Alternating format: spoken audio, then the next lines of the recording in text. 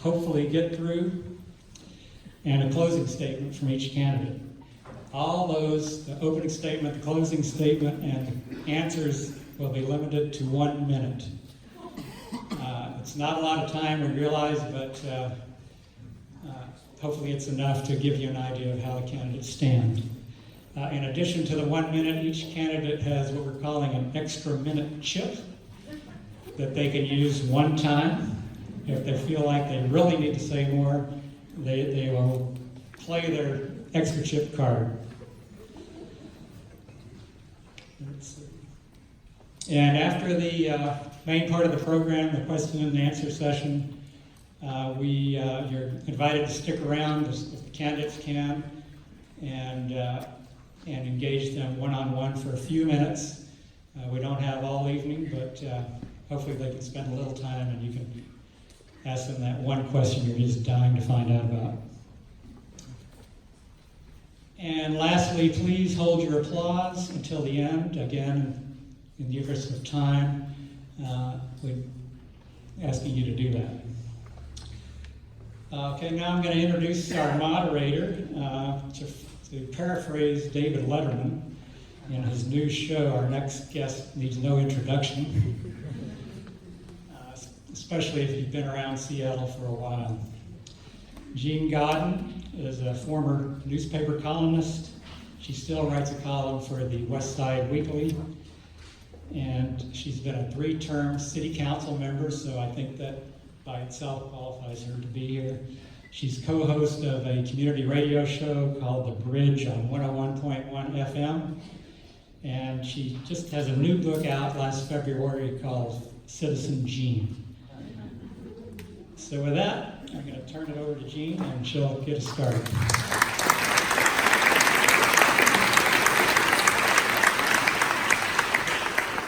Well, welcome to all of you, and congratulations to the candidates for taking on a challenging job.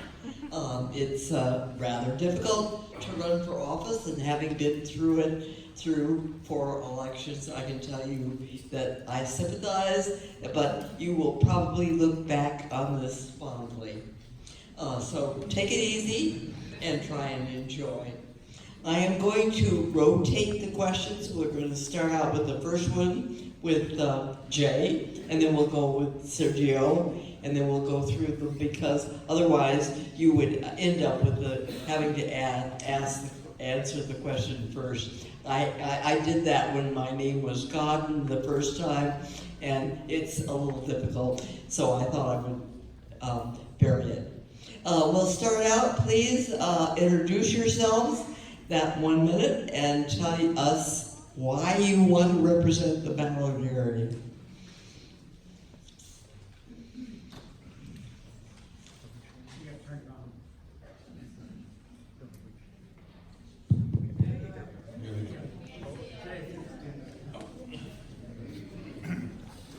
Great, good evening everybody. Thank you all so much for coming. This is an amazing turnout. It's really inspirational and really cool. I'm Dr. Jay Foddy. I have lived my entire life in North Seattle. I was raised by a single mother, went to Seattle Public Schools, went to the University of Washington, medical school there, and I chose to become a family doctor. After that, I chose to work in North Seattle at the 45th Street Community Clinic, where I worked for 12 years taking care of folks that have no health insurance, took care of a lot of immigrants, thousands of homeless folks, people that have no health insurance, people that have severe mental health and addiction issues. After that, I started a community health program at Swedish, and then after that, I had the great privilege of running one of our Obamacare health plans across Washington State that helped put 250,000 people on health insurance across Washington. My wife and I have lived in the Phinney Ridge, Fremont area for the last 21 years. We have 2 boys that go to Seattle Public Schools, and I'm running for city council to bring an approach to City Hall that good physicians have, which is to listen, look at data, and implement evidence-based solutions, and if they don't work, to change them. Look forward to talking to you more tonight. Hello everybody, I'm Sergio Garcia. I live in Phinney Ridge with my wife Maria. I am a police officer in the district. I bring an interesting perspective on what's going on. I deal with these issues on a daily basis, anything from being stuck in traffic for 9 hours a day to addressing the homelessness crisis. I chose to move out here. I chose the city. I didn't come out here for a job. I absolutely adore the city, and I adore Ballard. I want to raise a family here. I want my children to go to public schools, and I bring an interesting perspective on how to start addressing some of these issues from a hands-on experience. I'm out on the street for 9 hours a day dealing with these issues. Hello, I'm John Lisbon. I'm also a Sunset Hill resident. I've raised a family here for the past 20 years. And I'm running because I don't feel like the city council has been listening to the residents of Seattle. And as I'm knocking on doors, I consistently hear that over and over again. And I don't feel like they're managing growth in a smart way. My background is I'm an entrepreneur. I started a business 20 years ago, and it became a very successful digital advertising company. And then I was looking for a way to give back, and I went to the University of Washington Emmons School and got a degree there at public administration. And then finally, I started a group called Seattle Fair Growth, and we built a coalition of 29 community groups to appeal the mandatory housing affordability upzones, which are coming to a neighborhood near you really soon. So that's what I've been doing. I've been an entrepreneur and working with our community, and that's what I want to bring those skills to Seattle, to City Hall, so that I can bring your voice to City Hall. So thank you. Hello, everybody, and thank you very much for coming. Forgive my voice, I'm struggling a little bit with the cold here. My name is Kate Martin. I've lived in the district for 33 years. I live over on 73rd, just on the other side of 8th. I'm a professional planner and designer, and I'm really interested in policy. And I think we can bring solutions to the challenges we face. Everything I look at looks fixable to me if we just apply the right strategies upstream and downstream to actually fix the problems. Whether it's growth, affordable housing, helping the people with, the broken people of the crisis out on the streets. I know it's fixable. I'm a small D Democrat, a conservative progressive, and I'm ready to serve. Thank you.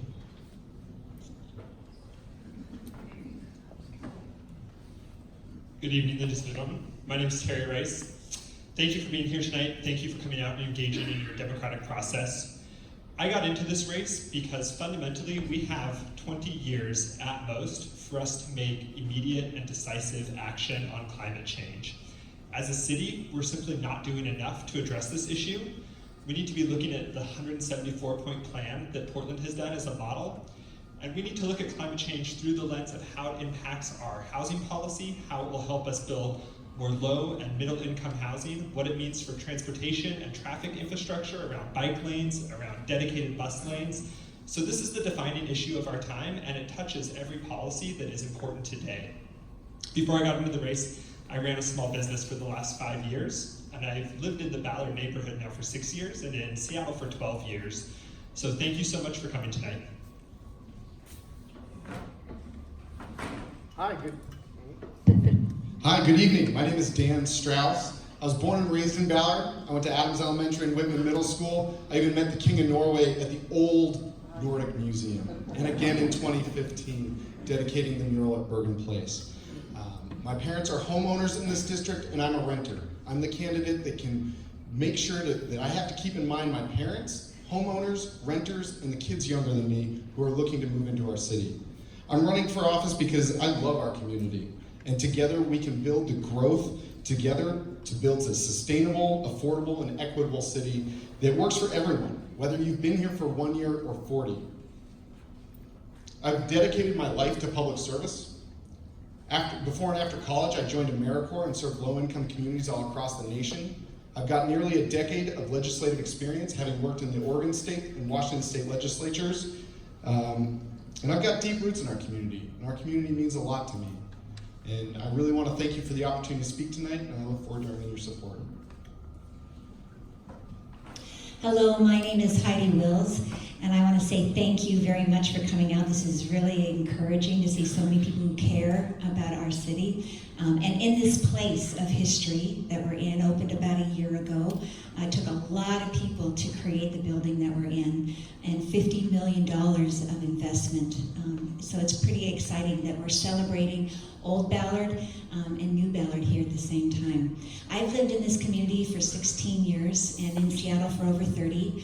I'm raising children by choice in this community, and I'm running because I want to see a host of improvements for our community. As a small business owner, as a former nonprofit director serving youth, as a civic leader, as a former Seattle City Council member, I can hit the ground running on a whole host of issues that directly impact our quality of life, including basic services, public safety, improving mobility, and more affordable housing. Thank you.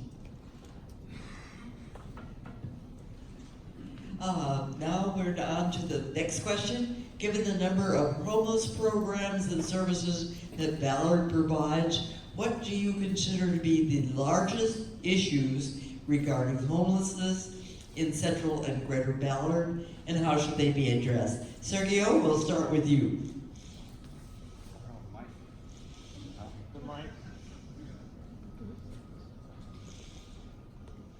So, it's not on.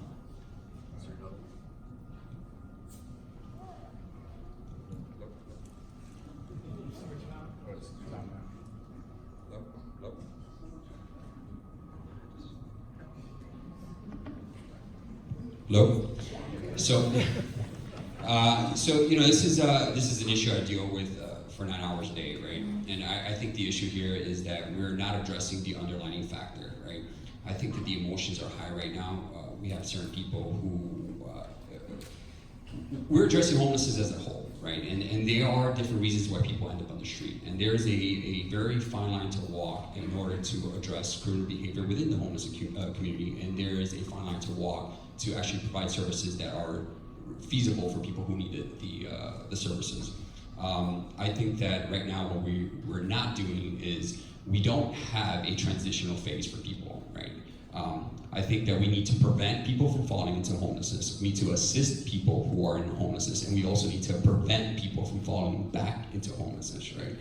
So where do you start? You just start, right? I mean, there's a ton of things that need to be addressed. We need better services. We need an intake facility to treat the mentally ill, which we do not have. As of right now, we're taking our mentally ill to the emergency room, and that is not suitable. So there's a ton of things that we need to start addressing.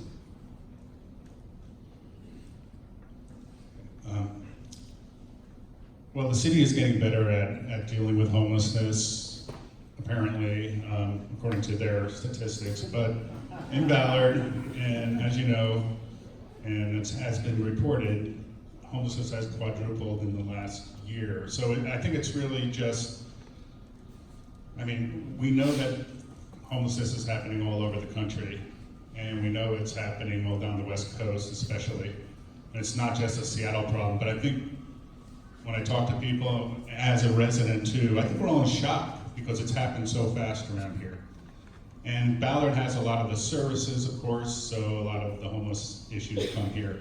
And I think we really have to look on a regional basis, and we have to make sure that our regional partners are also taking their share of helping the homeless people get back into housing.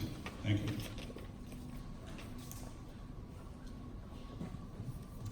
So nationally, 1% of the population of the United States are homeless. So that's the statistic we need to be dealing with. We can't act like that's not the number. So in our District 6 with 100,000 people, we can assume that we need to be serving 1,000 people with supportive housing.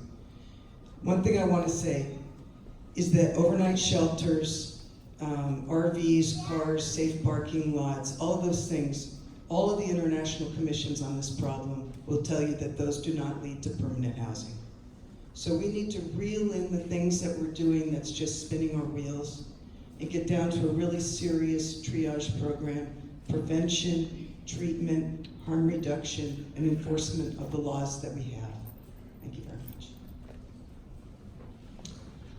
As a city, we have a bad habit of treating the symptoms of homelessness, those visible signs, and not doing the harder work to treat the underlying causes. So we have some opportunity in our homelessness response. It starts with upstream diversion, or helping families stay in the homes they already have. This means that if you have a sick child or a car that won't start and it results in lost wages, we step in that crisis moment to bridge the gap and help you with a rental voucher or a childcare voucher or a transportation voucher. It's the cost-effective thing to do, and it's the right thing to do. But fundamentally, we'll never make it out of our homelessness crisis if we don't do substantially more today to increase the supply of both low-income housing, low-income public housing, and that middle-income housing, housing for families, teachers, nurses, folks who live and work in these neighborhoods. Those are the pathways that will take us out of homelessness, is when we have enough housing for families to be able to afford to live in the neighborhoods that they work, and when we help families stay in the homes that they already have. Finally, we need long-term supportive housing for folks struggling with mental illness and substance abuse. These are housing units that have case managers and substance abuse managers, mental health counselors. Thank you. We don't have enough enhanced shelter beds throughout the city. We need to have a place that has 4 walls and a door that locks for everyone who wants to come inside to be able to come inside and be connected to the services that they need.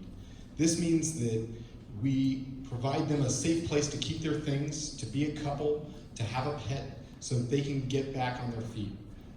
Right now, we don't have enough of these services in the city. We have a lot of basic shelter beds, and that allows for people, that ensures that people don't die of exposure and that they do have a place to sleep at night. But that also means that they're in an open room facility that with people who might have night terrors, they have to get up at 5:30 in the morning. It's not necessarily connected to services. And so we need to make sure that we create a stable place for people to connect with the services that they need to get back on their feet. Absolutely right, we need to make sure that people don't fall into homelessness, because we know that $300 can prevent somebody from falling into homelessness, while it costs over $3,000 to return them out of homelessness. We're in a crisis situation, and I think the city needs to treat this like the emergency that it is. I believe the city should no longer condone people sleeping in tents in our public parks and open spaces. We definitely need a place for people to go. Seattle cannot solve homelessness in a silo. We need to engage our regional partners in addressing more affordable housing and supportive services. We need to give people the treatment that they need for mental health, for drug treatment, for job opportunities, for childcare. In order to make these investments, I think we really need to engage the county and the state to be better partners. We are among the worst in the country for a state on what we spend for mental health. We only have 729 mental health beds in the entire state. We need to be doing much better. And I think that this is very hard on the folks living in this situation, and for the residents, small businesses, and first responders around them.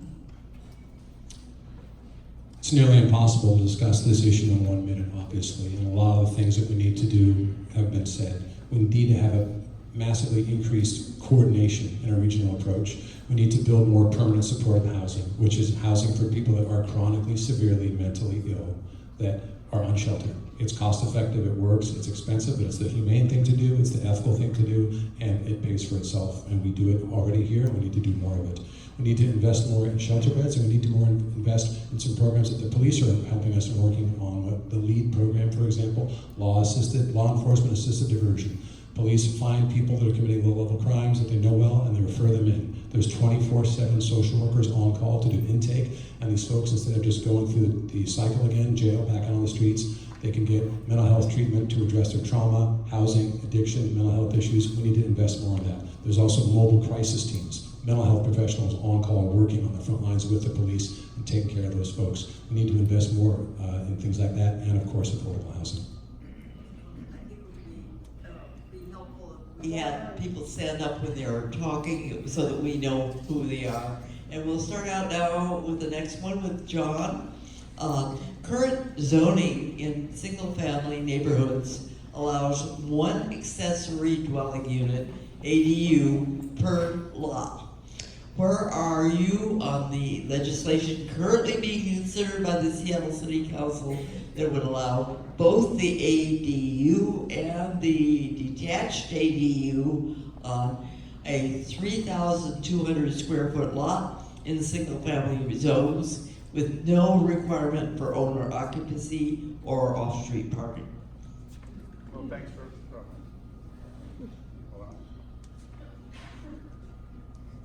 Thanks, Gene, for that non-controversial question. Appreciate it. My Pleasure. Yeah, I'm sure. I thought you said you were going to take it easy on us, but anyway, yeah, I think it's of course important that people have the ability to live in place and they have opportunity to build on their lots. And I've met a lot of people. I've met several people on the trail that have detached units, and they're really proud of it. And they have people who live there, and they're actually giving them lower rents than they could because they have a relationship. And I think that's the crux of the whole thing. We can't take away the ownership requirement completely, because what's going to happen? Developers are going to swoop in. It's going to change single-family zones forever in Seattle, and it's kind of a back-end way of doing that. So that's really the crux of the issue, I think, is that the owner has to be on site, and then they have a relationship with the person who's there, and that's my time. Thank you. Maybe I should get an extra minute. So the long answer to this question is I put on my website under Kate's Ideas. If you look at ADU amendments, I go through it very thoroughly on how I want to address this. So I've been designing backyard cottages and little ADUs for much of my career, and we've been allowed to have these things for about 10 years now. I live on 73rd. I rebuilt my house. I have 8 people living there with me, or 7 with me. We're 8 people in a shared home. We don't have any ADUs. The real crux to this is keeping the owner on site. If there were 8 people living in my house without me there, I can tell you that it would be pretty insane. I put other amendments in there that I think make sense, but I feel like what's happening in Seattle right now with all this push for more density and growth, and I'm an old school urbanist, I'm up for that, but right now, what the density means is we're kind of on the menu for global investors and developers, and I'm real tired of that. So this is just another example of us, we are what's for dinner in this scheme. So I ask you to please call your council members and say no to losing the owner occupancy.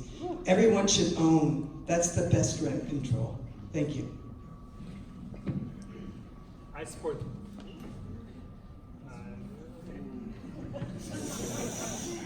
Good grief. I support the legislation as it's written today. If we're going to make substantial progress towards our climate goals by creating density, and if we're going to create space for folks who live and work in these communities to stay, if we want to be serious about reducing displacement of folks who are on fixed incomes and help families age in place, we have to do a better job of fitting more folks into our single-family zones. And I would go a bit further and say that there's an opportunity in single-family zoning to introduce duplex and triplex as a good, stable supply of low and middle income housing so that nurses and teachers and the artists who work as baristas can live and work in their communities. And we should do this by pairing it with access to mass transit, with access to safe sidewalks, with access to good crosswalks, so that we can build truly livable communities.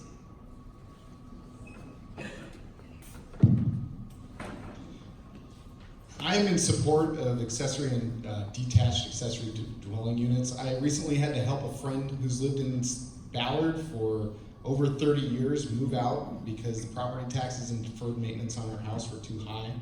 And I looked at her and I said, why didn't you tell me? I could have built an ADU in your backyard, or DADU in your backyard, and I could have had a place to stay in Ballard, and you could have stayed in Ballard. And that was really, her eyes went wide and said, oh, it was a missed opportunity.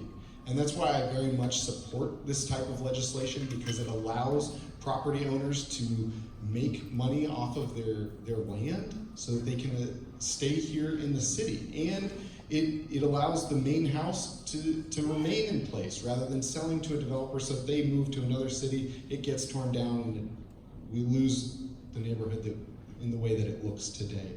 I do support the owner not having to live on site, simply because it's not clear how it will be enforced. And if a family wants to go jump in their camper van and drive around the West for 6 months, that would mean that they couldn't do that. I support the legislation, and we need more housing opportunities for people of all incomes in our community. These are people who are currently working in our community. Having access to live in a place close to where they work. So that really helps us on a whole host of issues. It minimizes congestion on our roadways, it lowers pollution, it lowers our carbon footprint. It provides more housing stability for folks in our community. Going doorbelling, I met a nurse who lives in a house where the landlady lives in the back, in a backyard cottage. She has moved 5 times before she found her situation. She wants to live close to where she works as a nurse at the 45th Street Clinic in Wallingford. She has a 5-year-old son, and moving is hard on children too. I think we need to provide more housing opportunities in our city. Yeah, the lack of affordable housing and the increasing cost of being in Seattle is obviously the crux of one of the biggest problems we're facing as a city. There's 15,000 to 17,000 people moving to our city every year. They're not going to stop. Our city has been discovered by the rest of the world, and that's 50 people a day. We have to increase density. The attractive elements of this proposal are that it increases density. It has the potential of allowing homeowners and families to have the money and keep it in the family's pockets if they end up building these cottages and other accessory units. It can also allow seniors to age in place, but there's other things that are concerning about it also. We need to make sure that folks that want to build these things can afford to do it. I was at a community council meeting last week and someone said, this is a great idea, but how am I going to afford to build one of these things? There's actually ways we can look at it to get creative and have creative financing to allow that to happen. The concerning things, I agree, the owner occupancy requirement, I'm not sure where that's going to go. I think we do have to be cautious to make sure it doesn't turn into a city that's owned by out-of-area investors. And we'll see what the current council is going to do on this.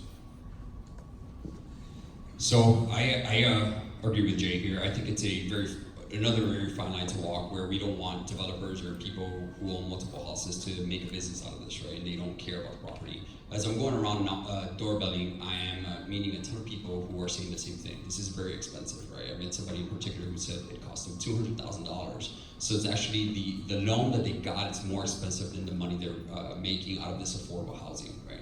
So there is a place for both, for development and for preserving our neighborhoods, right? I live in a house who my landlord is actually owned for a couple of years and owns multiple houses, right? So I don't necessarily think that the homeowners should live there. I think that we should sit down and have these conversations with the homeowners and ask you folks who own homes, what could we do to make this feasible for you guys? What could we do to provide you guys with the tools that you need to provide people like me, a renter, somebody who just moved here, and more people who are constantly going to move here, how to provide affordable housing for people like me, right? So it's a balance of both. Next question goes first. Oh, is it on? Okay, there now it's on. Kate, this is your question.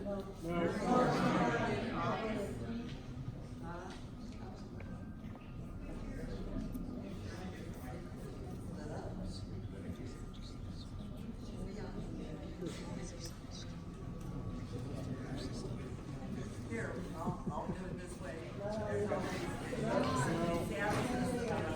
to have the occasion. No, this is not.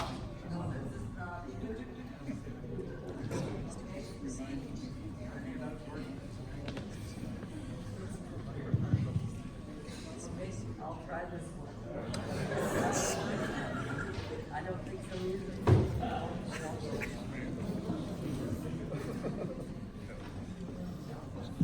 This one doesn't work.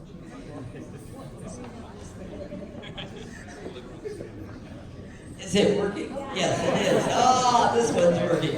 During your term in office, the next 4 years, what specific transportation-related improvements would you support to improve public transit, traffic, bicycling, and parking in Ballard? Thank you. I also have this on my website, so if you want more information about that, please check there. Concerning our situation in Ballard, I favor the tunnel solution for the light rail, but I think we have to run it all the way to 85th, so I will be advocating for getting that going all the way up there. I mean, density's supposed to come with some goodies, so let's get them. I'm also suggesting that I have this in my newspaper if you want to read about it. We've looked at this for about 20 years. I'm wondering if it's time that we got a sounder stop over here by the locks. So that would be 12 trains a day that we could catch to maybe get us out of this conundrum that we're in right now. I'm also suggesting a beach bus that would be a circulator east-west to take us Golden Gardens, the locks, Green Lake, and possibly out to Lake Washington. I think we need to do that. And I suggest that we put the Burke Gilman Trail on 17th, which is already a greenway, and Leary Avenue, which is a street that if there ever was one that's screaming for a trail through it, it's that one. So I would suggest that rather than compromise the industrial maritime land along the Ship Canal, which we should not do. So thank you. I like this question because the better we are at moving cars off the road and giving people alternatives, the better we're going to be at attaining our climate goals. So I like this question. It has to begin by expediting the building of ST3 by doing things like waiving the permits and permitting process and fees to help Sound Transit get ST3 built faster and at a lower price to taxpayers. But we also need to invest in dedicated bus lanes where Sound Transit won't be serving communities, and in building out the bike master plan so that we have an interconnected network of safe bike lanes to give people options. But really, if we want to get great about moving people around the city, we have to make choosing something other than their vehicle the easy choice. So this means having real-time tracking of all buses available to riders on their smartphone. It means greater frequency of buses, more routes, and it means alternative payment options for riders. It means safe sidewalks, crosswalks that light up, helping people feel comfortable getting to and from their mass transit options.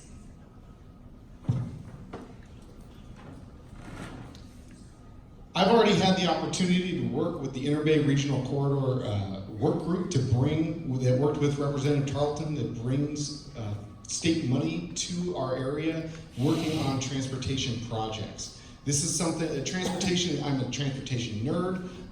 Please, this is not going to be enough time for me to speak on it, but what I can tell you is that bus-only lanes allow for frequency and efficiency that mirror light rail. And we cannot wait 16 years to have efficient and reliable transit on our streets. We can have, the Rapid Ride is intended to be a bus rapid transit service. It doesn't quite make it there because it gets pinch points and it doesn't have dedicated lanes throughout the entire route. If it did, it could have the same or similar efficiency as light rail. And we can have that for the 44, we can have that for the 40. We don't have to wait to be able to catch it. Go to your bus stop, the bus will come within 10 minutes and you won't get stuck in traffic going where you want to. I can say that Kate was right. The BNSF land that's right by the bridge is still zoned as terminal for BNSF. That's how much I know about it. And we need new services and we need efficient services today. We need to provide people with multimodal transportation choices in order to increase mobility in our community. With Sound Transit, I favor the tunnel option, and thinking long term, I think that we need to extend Sound Transit from Ballard to the University District with stops in Fremont and Wallingford. I do think we have to think ahead as a community. With buses, we need to prioritize public transit, and we are paying for additional service hours with the Seattle Transportation Benefit District that Metro is unable, they're telling us, to fulfill with not enough drivers, not enough buses. We really need an advocate in City Hall to press Metro to deliver people what they're paying for. We need the additional bus service. By the time the 28 comes down to Fremont, sometimes it's too full and it just keeps on passing by. We also need more pedestrian and bicycle facilities. Our sidewalks are aging, our potholes are dangerous.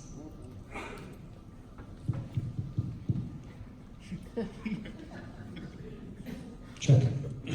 The search for the working microphones. Again, just to put it into context why this is important, again, remember we have over 1,000 people moving to Seattle every month.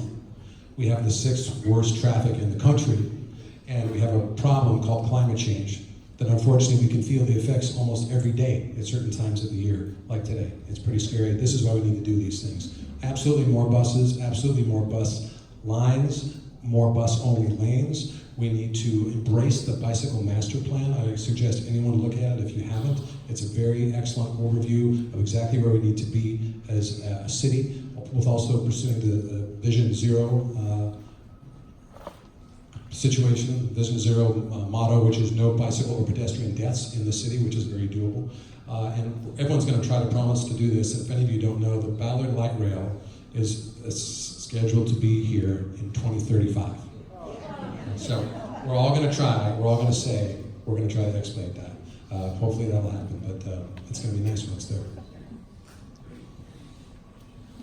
The answer here is public transportation, right? If you look at all the major cities around the world or in the country, it revolves around public transportation.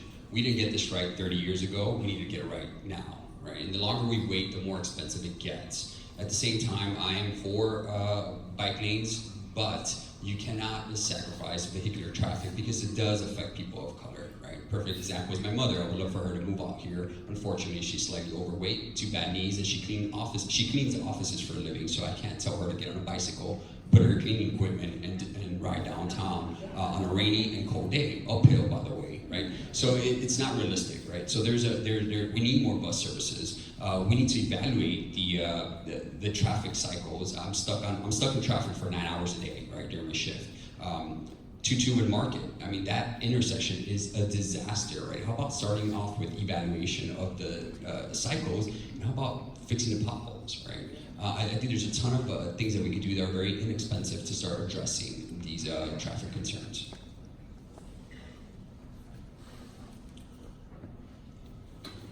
It's obvious that we do need more public transportation, but as an entrepreneur and somebody who built a business, we also have to pay for it.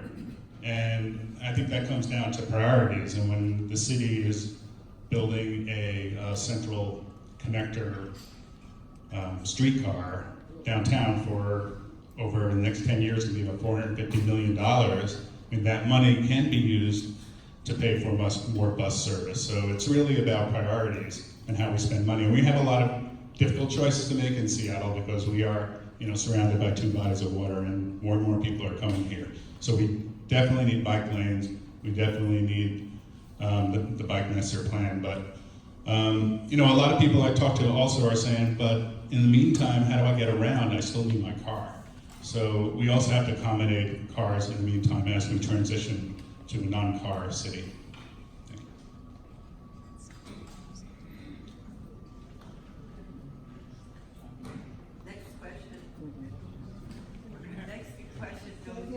Sorry about that. Terry, you're going to be answering our first question. I must say that this is very refreshing. I don't think I've ever been to any forum where we didn't have a certain amount of electrical problems, but it just makes me feel really familiar. I remember one time they only had one microphone and there were a bunch of us candidates, and finally we were throwing them back and forth and they were wired, and I thought I was going to be strangling 5 guys. Terry, this is your question. About 3 years ago, the city discontinued support for the 13 district councils, which had been a central source of information to and from the city for neighborhoods for about 30 years. What would you do during your term to improve city interaction with District 6 neighborhoods? Please tell us. Thank you. I'm working it in there with the microphones. It's okay. We need to return to the district councils. We need to return to giving that voice to folks in their neighborhoods. City government cannot be a top-down apparatus, right? These have to begin with community conversations. It doesn't mean that everyone in the neighborhood is going to get what they want, but it does mean that everyone should get to have a voice in the process. And as a city council member, it's our job to find you where you are and make it easy for you to talk about what's important to you. It shouldn't be that you have to go downtown at rush hour and stand in line for an hour and a half in order to get your 2 minutes of comment. Your city council members should see you at your metro station, at your new light rail station, at the improved rapid transit bus stops that are going to be throughout the city. on those safe sidewalks and crosswalks that we're talking about building, and in your parks that are clean and safe. You should see your city council member in those places so that you can share what's important to you.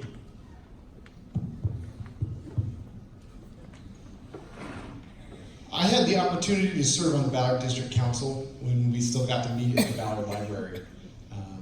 Was an executive decision to discontinue the program, and this is one of those things. Why I was the first candidate to commit to bringing a district office to Ballard and to the district, because I know the importance of meeting people where we are, and why I prioritize constituent services, so that if you get stuck in the gridlock of city bureaucracy, my office will be there to help you through it, to get solutions, because I've got your back. And that is so the fact that the district council doesn't exist anymore is exactly why I want to have a district office, so that I can be here in community, because our district representatives now have the task of bringing your voice to City Hall. I would also absolutely make sure that you're able to use the Ballard Library room for your meetings. Dan did say it first, but I want to concur and say that I think it's really important that representatives get outside the echo chamber that is City Hall and talk to people where they live and where they work. I think that's why districting passed by over 64% in the city of Seattle. I think people want more of a voice in issues impacting their quality of life. I think that it's really important that folks who don't have the time or wherewithal to go downtown to testify at a hearing have a whole variety of ways of making sure their voices and their concerns are heard. And that's digital platforms, but also through a district office in District 6. So that's something that I would commit to if honored by the district to be your representative.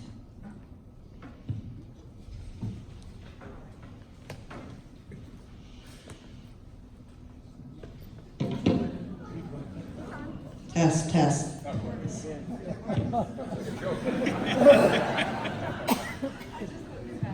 It's like a skit. You have to catch me then. So I guess we'll probably never know the answer to this question. But the question I have is, what problem are we trying to solve by getting rid of the neighborhood councils?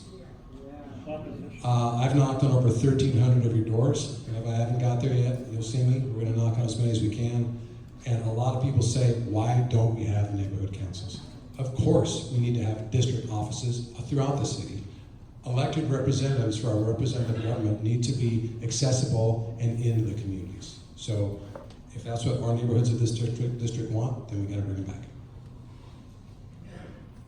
So I wasn't the first one to say that we needed an office here in the district, but for the past 2 years, if you guys follow me on social media, I have a saying that says I was the first person that was knocking on your doors and petting your dogs before this became political, right? So to a certain extent, I was the first one to go out there and reach out, right? And what I can tell you is that I go to calls for, hey, somebody rear-ended me, and that conversation leads to, I am so upset with what's going on politically here, right? So what we're missing is a voice. We're missing representation, and district councils is the best thing that we could possibly ask for. Every neighborhood in Seattle is completely different than the other, right? And the issues just within the District 6, Finney Ridge is completely different than Ballard. Ballard is completely different than Fremont. So if you take that, if you take a step back and you compare North Seattle to South Seattle, it's night and day, right? So I am a huge advocate towards us as communities to start asking what we want and how is it applicable for us and how is it going to affect us as neighborhoods, because we're completely different. Well, first of all, we still have the district councils. It's just that they were defunded by the Murray administration. I think the funding was like $500 a month or something, so it's not a significant amount of money. But I was at a meeting recently and was listening to the director of neighborhoods, and he was saying all the right things, that we need as a city to listen to people first, and in the process, and we need to make our decisions earlier on. We need to get neighborhoods into our decision-making process, and that's what I've been saying all along. But then I asked him, so what about the neighborhood councils? Are we going to bring them back? And he said, no, we're not really thinking about that. So I was a little upset with that answer, and yeah. But anyway, I support neighborhood councils. That's one of the reasons that I helped with Seattle Fair Growth. We built a coalition of 29 community neighborhood groups to appeal MHA's environmental impact study, because to give those neighborhoods a voice in their communities, because that's really important. Yes, I'd certainly like to re-empower the neighborhoods. It seems like downtown did not get the memo that we changed to district elections because we want to have a powerful district representation. It started back in the Nichols administration, and it just went off and went on.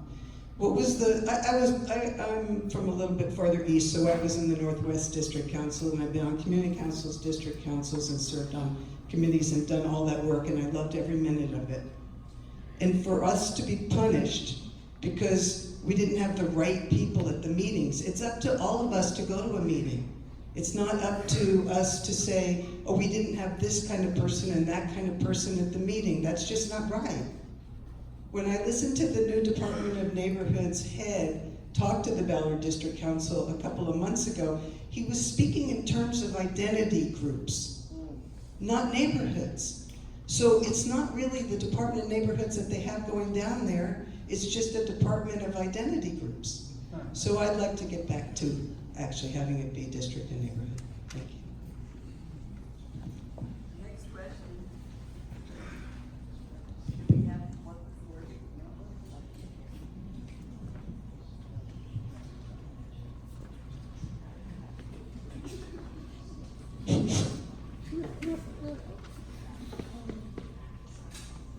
Next question goes to Dan. Dan, during your term in the next few years, how would you improve public safety and police service in Ballard? And what do you think are the biggest obstacles to doing so? Absolutely. And so one of the things that I've already spoken about tonight is providing everyone who wants to come inside the opportunity to do so with 4 walls and a door that locks to access the services that they need. Because right now it is very difficult to tell who is living on the streets by choice because they don't have the ability to come inside, and who are simply living there because they want to engage in criminal activity. One of the programs that has already been discussed tonight, which only last fall came to the North Precinct, which is Law Enforcement Assisted Diversion. This is a program that really is able to use our law enforcement officers to connect people to the services that they need so that they are not consistently reoffending and creating problems. I myself have had property crime. I've had people hallucinating while I'm yelling at me while I'm watering my plants. This is something that's very personal to me. The city of Seattle has a relatively small police force for a city our size. In fact, New York City has twice as many officers per capita than we do.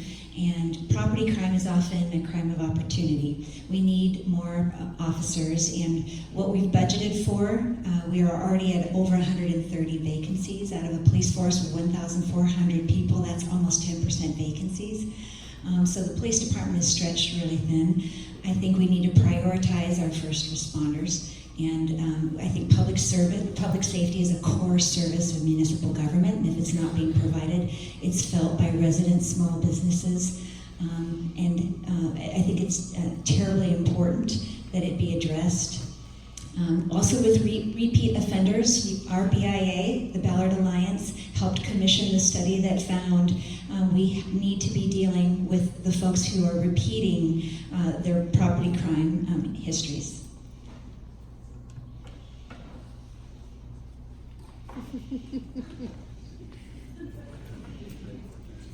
Okay, getting my work out here. Again, very difficult and challenging to address this in 1 minute. Clearly, the homelessness issue has a lot to do with mental health resources, the lack of adequate behavioral health resources. Obviously, we know we need across the country more behavioral health resources. We don't even have people we still have people who don't have medical health coverage in our country, which is incredible. I'll tell you, last week though, I got to do a ride-along downtown in Pioneer Square at night with one of my friend's daughters. She's 37 years old. Lexi grew up in Wallingford, and she wants to help people and she wants to serve our city, and she's a cop. And I'll tell you, the biggest problem that she identifies is morale. She said it is so hard to get people to stay here and work here. We're understaffed, we're under capacity because people aren't paid adequately. They can go to other jurisdictions and make higher wages, have lower cost of living.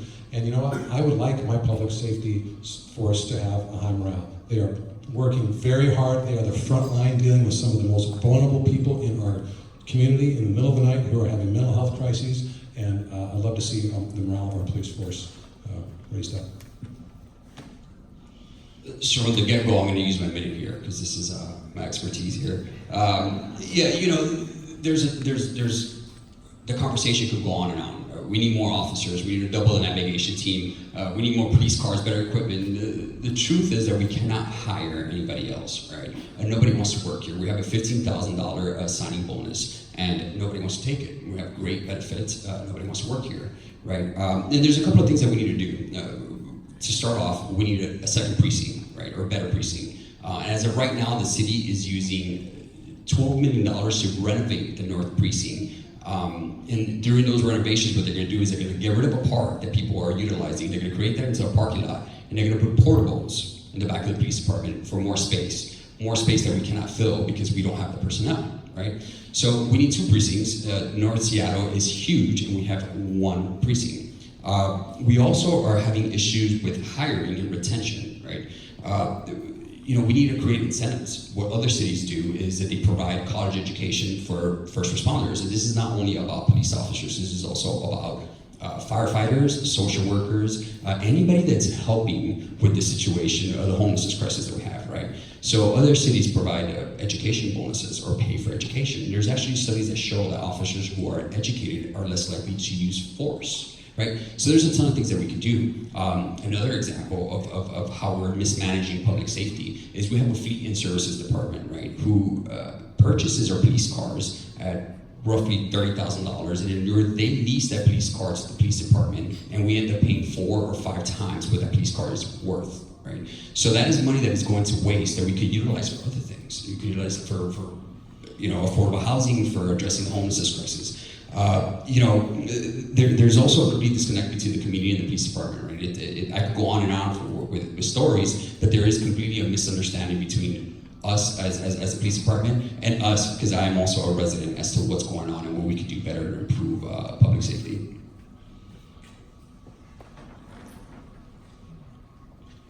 Behavioral health issues is definitely part of the issue. Of course, the opioid epidemic is also contributing to a lot of the crime we're having. My car has been broken in several times. We're all experiencing it. The good thing is that the state is making behavioral health issues a #1 priority right now, and they're building a 150-bed behavioral health crisis facility at the University of Washington Medical Center, and there's going to be more money for treatment. I do agree we need 2 precincts. The area is too large, and not only that, the police are also sort of tied down because of the consent decree. So they're having to actually, you know, if they're taking somebody downtown and then that person has, you know, their fingers hurt or something, they have to go all the way back to their precinct. And in Seattle, that's not, it's just a waste of time. It's a very logistical issue. So, and the #1 thing is that we have to support our cops, because, you know, I was a business owner, and I know how important that is to have a good morale at your company to recruit and retain employees. So that's the biggest thing for me. Thank you.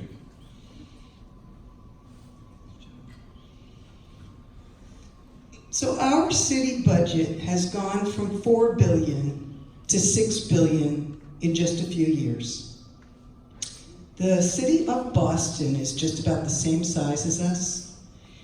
Their budget is $3 billion, and they have 600 more police officers than we have. I would like to see that. That would mean just in our district we could have 100 more cops, which we desperately need. I think we need to have a Ballard police precinct, and we need to have a police precinct in every one of the districts in the North End. South of the Ship Canal, there's one police precinct in every one of the council districts. So per 100,000 people, they each have one. But we have one police precinct for 300,000 people. The response times are terrible. The community policing doesn't work. These are changes that I will make sure happens. I've been saying since I started this campaign that Seattle Police Department should be the most well-trained, most well-paid police force in the state. And that also means that we get to hold Seattle Police Department accountable to the consent decree and accountable for the highest expectations of professionalism. So when we give them the tools and the resources that they need to do their job, then we can hold them accountable for doing that job well. And that means hiring more police officers. It means investing in the facilities here in the North Precinct and allowing those officers to get back to community policing. Because right now we're asking police officers to be housing specialists and substance abuse counselors and mental health counselors. And it doesn't allow them to get out of their cars and do the work of building relationships in a neighborhood. That requires more resources, it requires more officers. But fundamentally, we can't just look at public safety through the lens of SPD. We have to look at all of the tools available for public safety. That means more outreach workers. It means investing more in social workers, in mental health facilities, in substance abuse facilities, and in places for people who are sleeping unsheltered to come inside. So public safety doesn't have one tool, it has many tools, and we have to use all of them the right way. I think, do I have a live night? I do. Hooray! Heidi, your question. The industrial maritime industry is a significant contributor to the state and local economy. What steps would you take to preserve industrial and maritime jobs and land uses in Ballard? I'd like my extra minute for this. This is extremely important to the identity, the culture, and the economy of Ballard. We've been seeing in other areas where we have industrial district encroachment by other uses, and that's definitely happening here in Ballard. With the Burt Gilman Trail, for an example, I sponsored the resolution to complete the Burt Gilman Trail 16 years ago on the city council on Shilshaw Avenue. And since that time, I've learned a lot from the businesses along Shilshaw. I learned that Dan Troll moved their business right after that vote because they have very large trucks that come in. They're a fishing net company that sells internationally, and they were really concerned about causing injury or death to anyone along a trail along that area. It's a very major freight corridor. And it's not just that business that would be impacted. There are many businesses along Shilshaw that would be impacted. From Salmon Bay Sand and Gravel, which the city's own EIS and their economic impact statements that would be severely impacted by that. There's also Pacific Fisherman Shipyard with many jobs there that would be severely impacted. And there's over 240 parking spaces that we would lose for people who are working along Shilshaw, but also shopping along Ballard Avenue and Market Street, who park there for the market on the weekends. So there's some serious impacts, but we need to complete the trail. So I've been talking about an elevated trail, and this is a good place to talk about that because there's one in Copenhagen, and in fact, Eric, who runs this museum, has been on it and says that it's an innovative solution. We can have a win-win here instead of polarized interests competing against each other. I think that that's the kind of leadership we need to have in City Hall.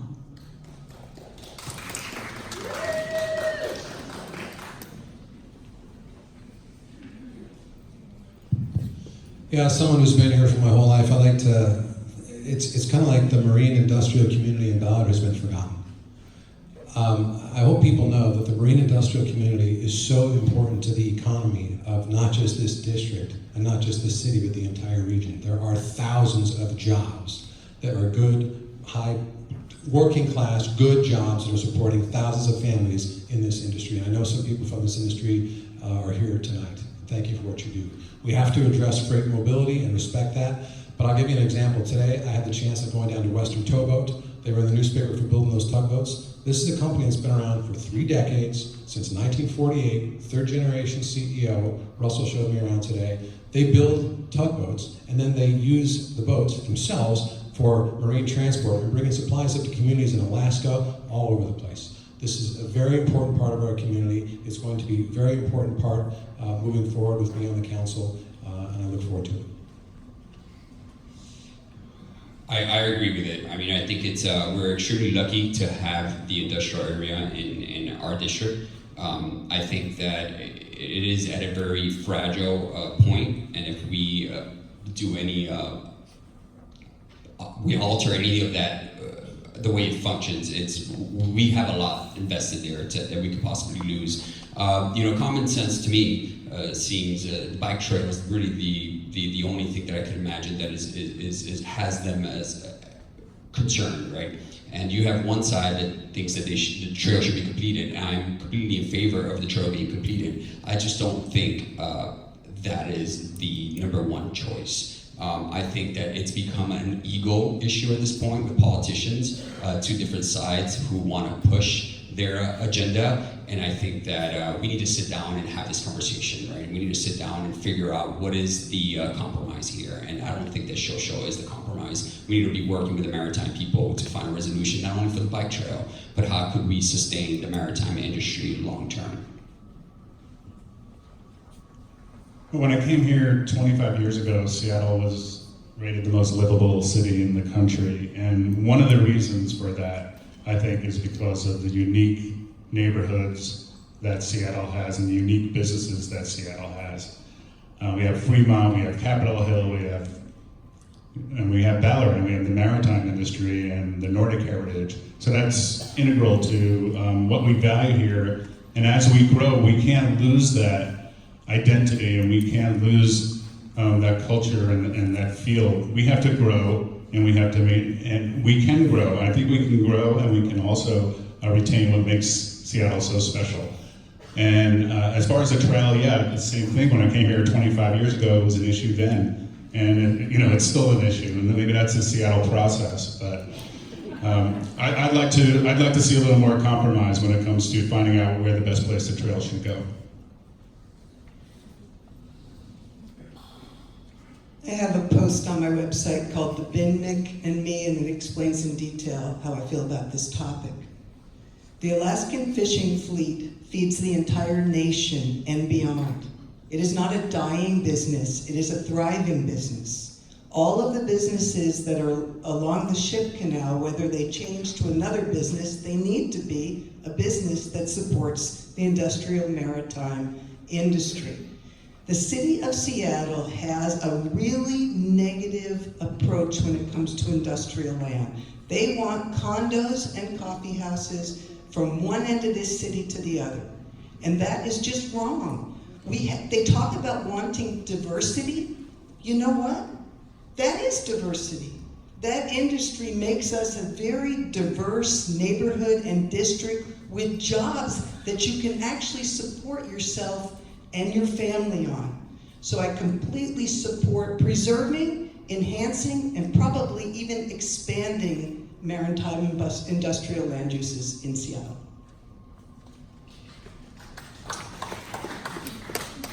This is a very special industry for Seattle and a very special industry for Ballard, and it's a very special industry for me. So one of my first jobs was working at Fisherman's Terminal on the ships that sailed up to Southeast Alaska. And in fact, my first boss in that industry is here tonight. And I have spent more than one occasion, more than one winter day at Packfish working on those boats. So I feel this very closely because it's a big part of who I am and how I connect back to this neighborhood and Ballard generally. We have to protect the zoning. We have to ensure that we're protecting these businesses. We have to make sure that they can continue to thrive in an environment that's changing around them. And we have to work with those industries, with those business owners to understand what that looks like, what that partnership looks like, because they are good jobs, they're good middle-class jobs, and we want to keep those right here in Ballard. So we want to protect that land use, and we want to help them adapt to the environment that's changing around them.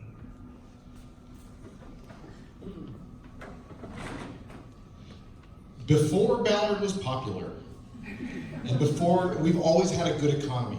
And that's because every fishing vessel that's in Fisherman's Terminal is a small business that employs 4 to 10 people directly and hundreds of more indirectly.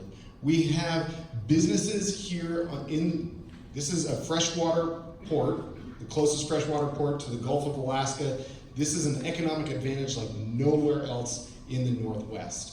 This allows us, as long as there are enough of the facilities for a vessel to come in and receive full maintenance inside of the locks, we have an economic advantage like no one else. And we need to preserve this. As our neighborhood continues to change with additional condos and residential uses, we need to make sure that the maritime industry has the protections, incentives that they deserve, and to continue to be producing the delicious fish that we all eat. I mean, you go anywhere in the world and you will look at a can of salmon and it says came from Ballard or Magnolia. I know it's still the Chicago.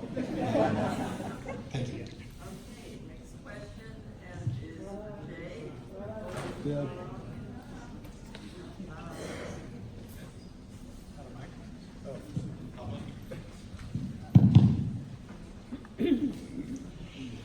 While I have the mic, I want to remind everyone, all the candidates, you have a extra minute chip you can use one time. Thanks.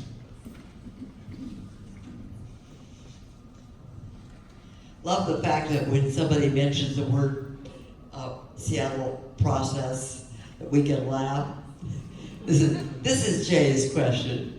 Jay, City Council has passed the flurry of landlord-tenant legislation in recent years, including first in-line tenant selection, currently being held up in court, and no criminal background checks allowed.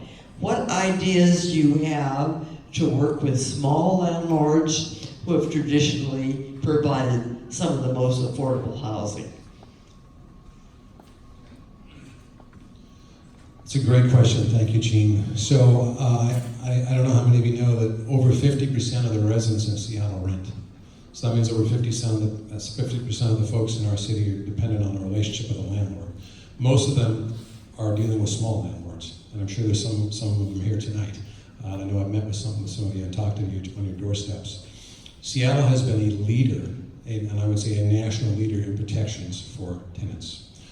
We know that the state legislature has also made some very good strides in the last session, extending the eviction notice period from 3 days to 14 days, because we know that there are a lot of people that are living month to month, and we know that there are a lot of people who are either one medical situation, medical problem, or some other crisis away from not being able to pay their rent, and we don't need to be doing anything that's fueling the homelessness problem.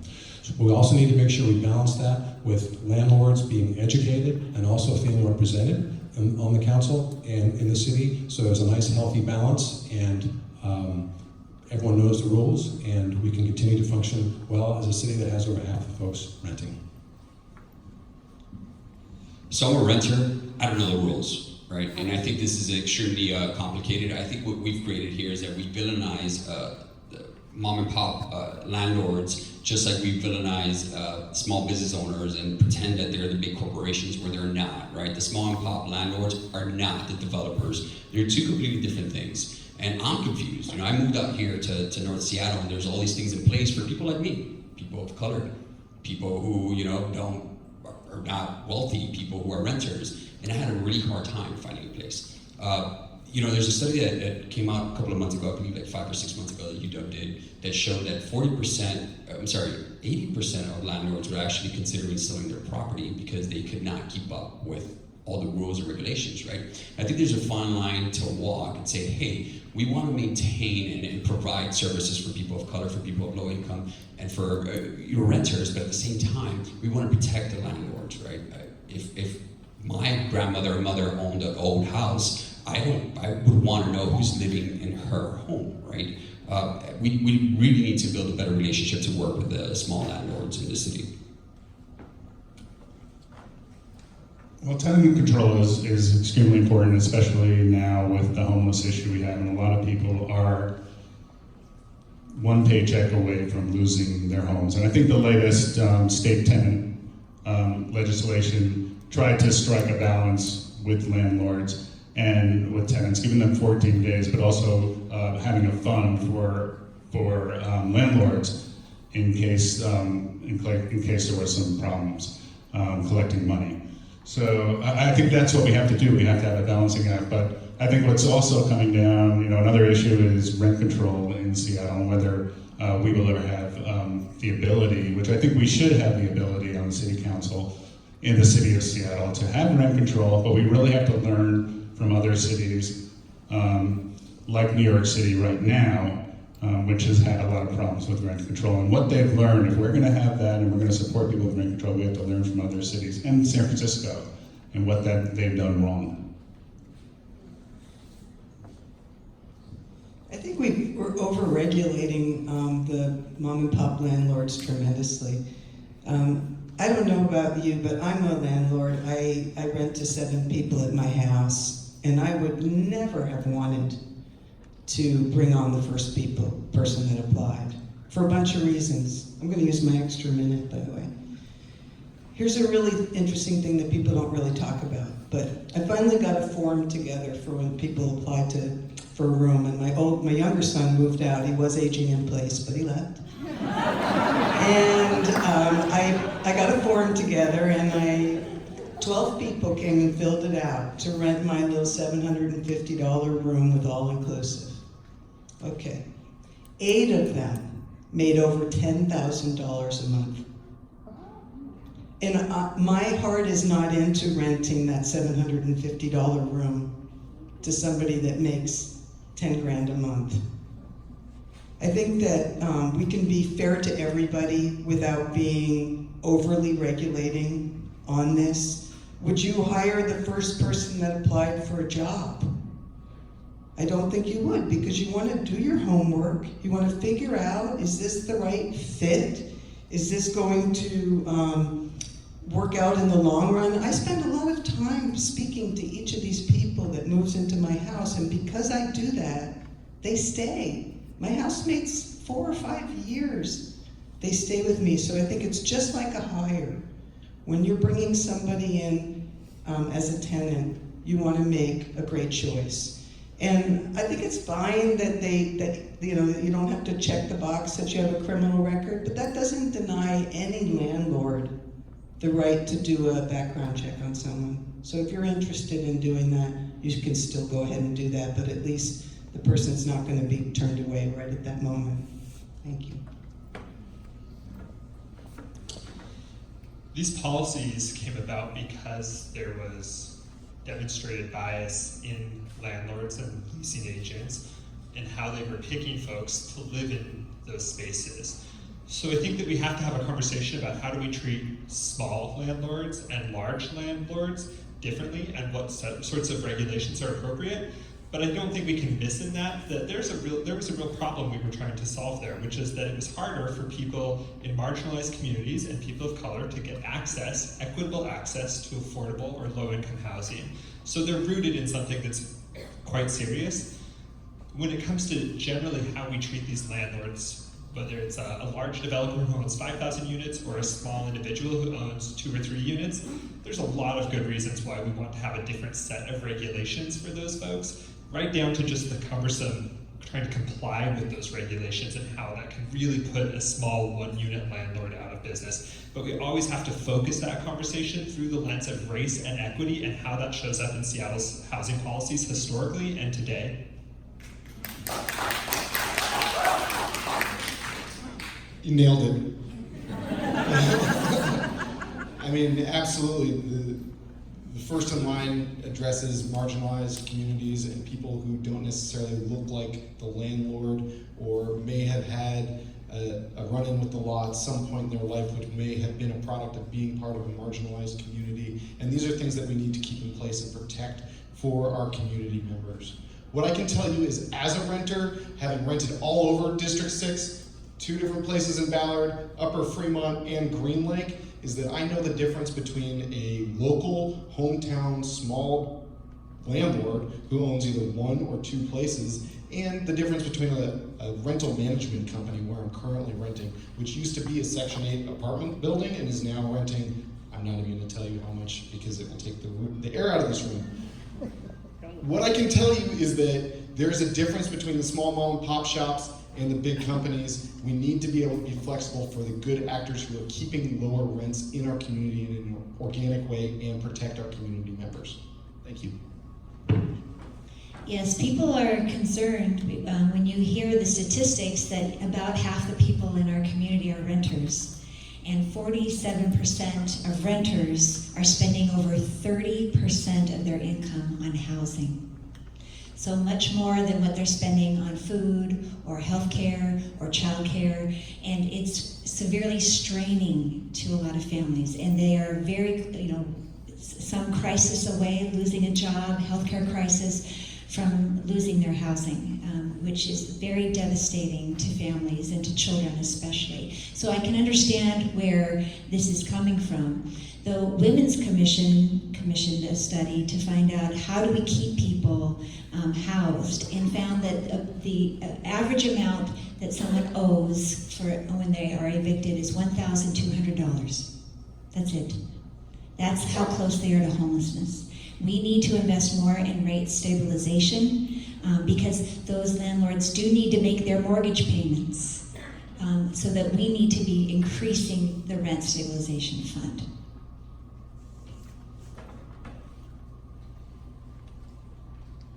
Do we have a live guy come in? No, I guess not.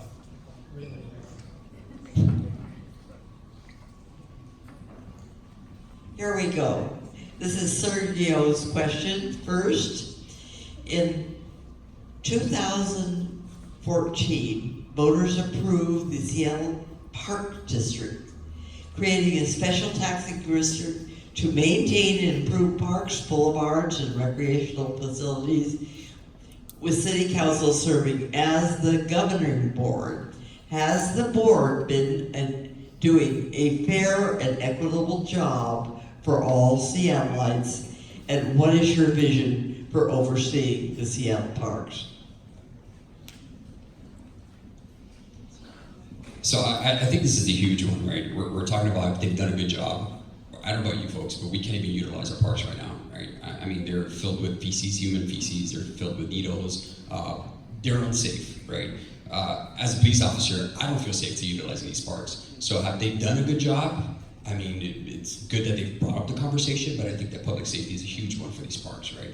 I think that we need to take these parks back, and we need to utilize them for what they're for, right? I mean, Ballard Commons Park, it's a mess. It's a complete mess, and it's a place where we should be able to go and enjoy, time with our kids, or we should be able to walk our parks, right? And I'm not saying, hey, let's criminalize these people for whatever reason is that they're hanging out in these parks or living in these parks, but we need to have before we can start focusing on whether we're doing good jobs with our parks or not, we should be able to use our parks, right? And we're not. I mean, I went to a barbecue 10 days ago where we got kicked out by people who were living in the park, in Woodland Zoo Park, right? So again, I think that we need to do a better job in giving us the option to utilize these parks before we could even talk about whether our budget or our finances are doing good.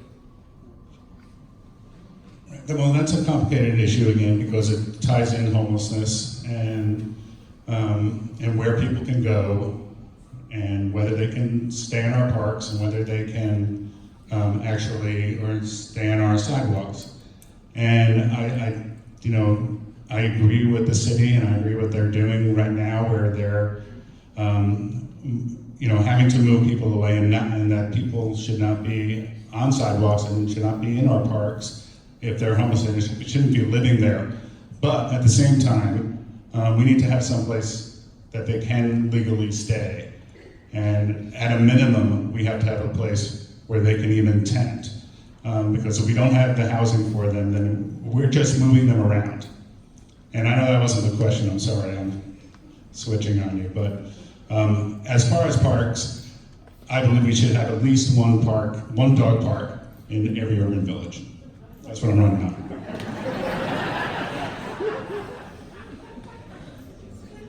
I was very worried about the Metropolitan Parks District when we passed it. It's a lot the way I felt about the Sound Transit. It was too much without enough check-in with the citizens. And now that's coming to roost. So I'm very, very much a park supporter, but I'm worried about the direction that we went, and I'm worried about our parks for the same reason that my colleagues have mentioned. Ballard Commons Park is a complete embarrassment when people feel like they can't use it because of filth and needles. My family has made a habit of going to Golden Gardens on the 4th of July, and we have a big extended family. We set it up. Last year was a complete zoo down there. So I think we have work to do to make these important parks that we have that are regional work, but I think that we've got to clamp down on the Metropolitan Parks District and make it responsive to the citizens of Seattle. I feel like my beagle puppy Patsy Cline would appreciate John Lisbon's answer about one dog park per district. The question about the Parks District specifically goes to a deeper question around people not feeling like they have a sense of where the resources that are being dedicated are actually going. And it's a really solvable problem, right? Because of tools that we have today through technology, we can make transparency and oversight and accountability something that's in the hands of everybody in this room. You should not have to read a 50-page or a 250-page report to understand where the money's going, right? That is something that can be available to you on a quick dashboard on your smartphone. And companies based in Seattle pioneered this technology. So you can see where the money's going, and you can hold elected officials accountable. So it's true about the Parks District, it's true about Sand Transit, it's true about the homelessness response. The city can do a better job and must do a better job of putting the information around where we spend money and where those resources are going into the hands of people whose taxes they are spending.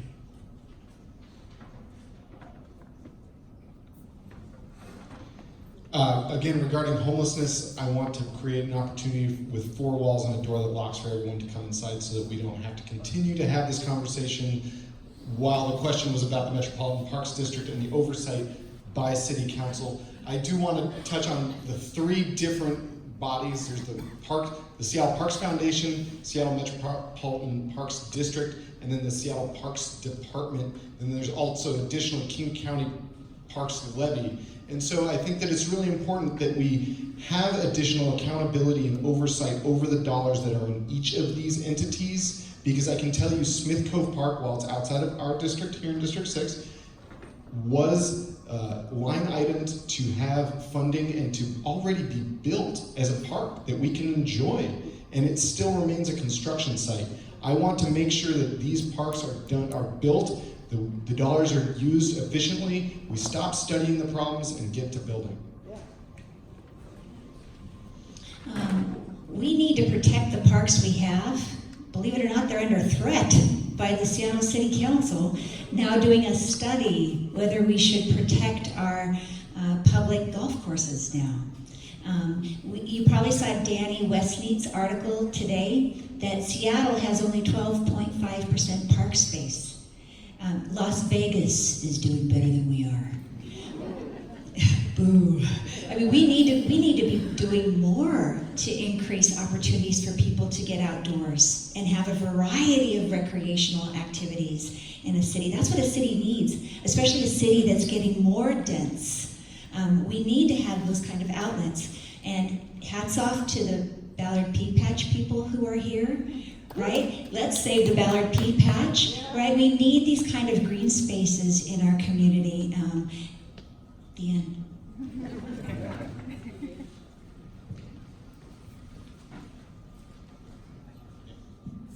Well, I'm not going to speak to the overall administrative performance of these governing bodies, but I will say as someone who's grown up enjoying Seattle's parks and taking as a kid and now having my own children enjoy them and dogs over the years, and it is definitely true, we actually have a limited amount of parks and green space.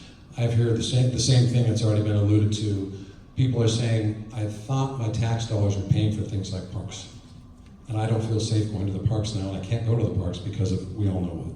So that just has to end. That's not the solution. Using the parks as emergency shelters, we can do a lot better, and we will.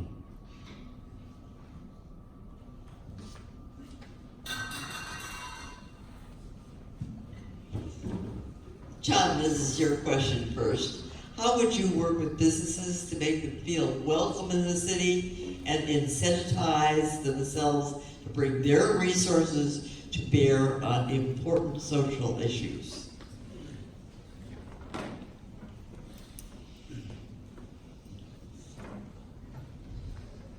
Well, as a small business owner, I have, and as an entrepreneur, I definitely care. I'm a capitalist myself. So I think what's happening right now, and we saw just today that Amazon and Microsoft donated about $38 million towards permanent supportive housing, or $43 million. And I think that's great. I also, it's not as much as the head tax would have given us, but I think it's, as an entrepreneur and as a business person, I think it's really important that the council actually works more collaboratively with the major businesses and the major stakeholders in our city. And I would do that as your city council member. I know I would be able to encourage more community participation from our major businesses in Seattle.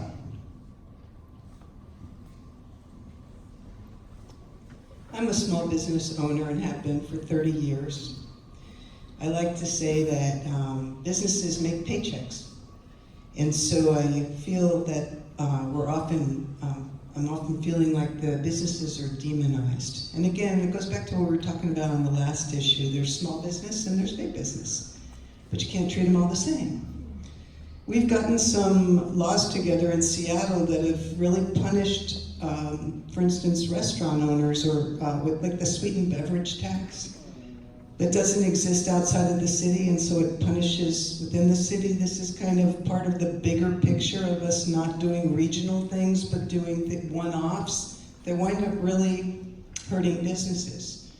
Right now, without having the 600 cops that we should have, we've privatized security.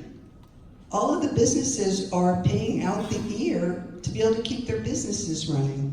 We've got to do better to support businesses, especially small businesses in Seattle. I've been leading a small business in downtown Seattle for the last 4 years that does travel and tourism. So our job's been to market this as a destination.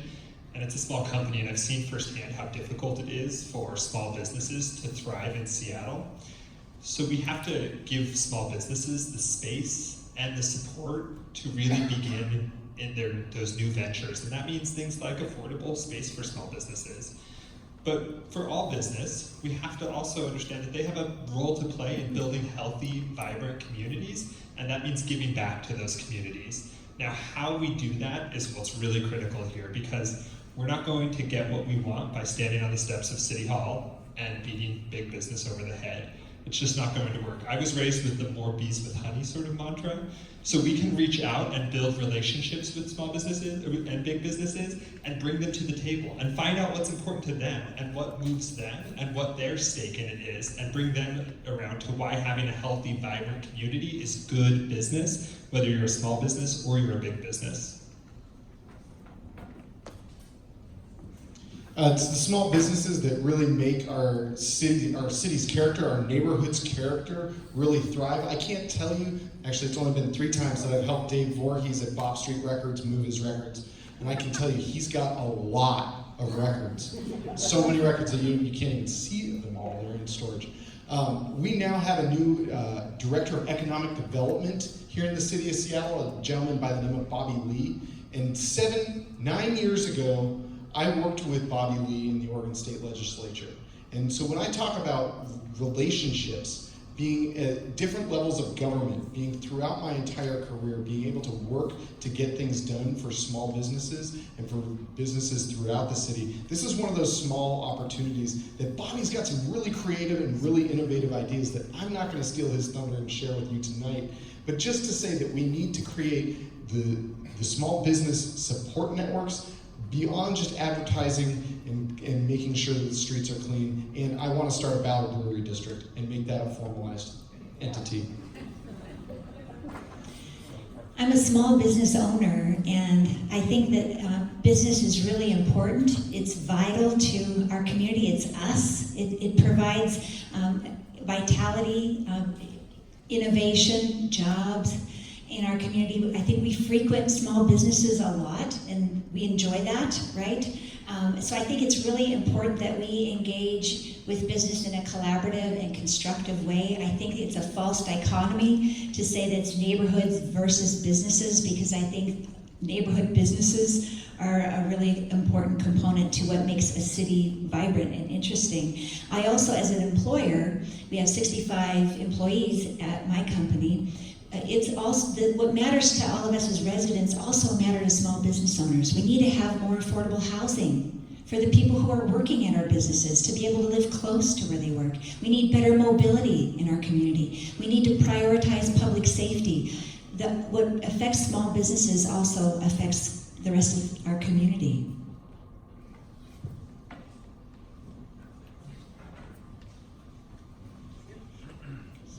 One of the reasons Seattle has an economy right now that is the envy of the nation is because of the small businesses. And I appreciate the work that all the small businesses in our city do, and I know there's many small business owners here tonight. Thank you. It is just one of the coolest things about Seattle and our district, whether it's Crown Hill, Whittier Heights now with these new businesses that are coming up, Pickett, Fremont, down here. It's so cool. Cleaners, retail, coffee shops. This is the backbone of the community.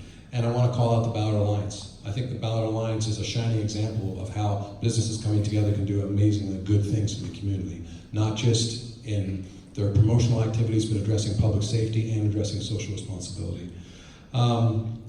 Obviously, we need to address affordable housing, so small business owners can afford to continue to work here, and the employees can continue to work here, and the transportation issues, as we've already discussed, they're all related. But I look forward to being a champion for small businesses across the city, and particularly in District 6 on the council. So I deal with business owners absolutely every day. I think small business owners are the poster child of everything that's going wrong in Seattle, right? I mean, they deal with parking, they deal with affordability, they're dealing with hiring employees that can live in the city, they're dealing with crime, they're dealing with homelessness, they're dealing with absolutely everything, right?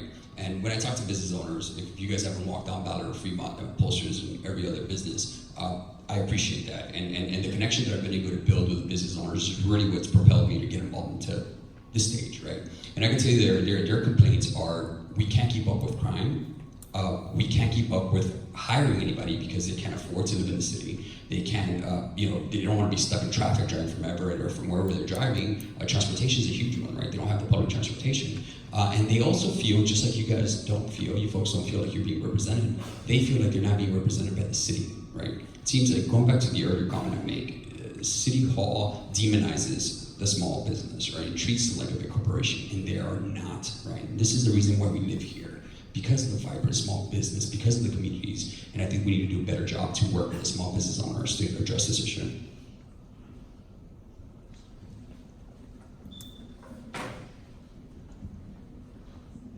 Thank you. Kate, this is your question. Describe one or more piece of existing or proposed city legislation that you would like to revise or repeal during your first year in office.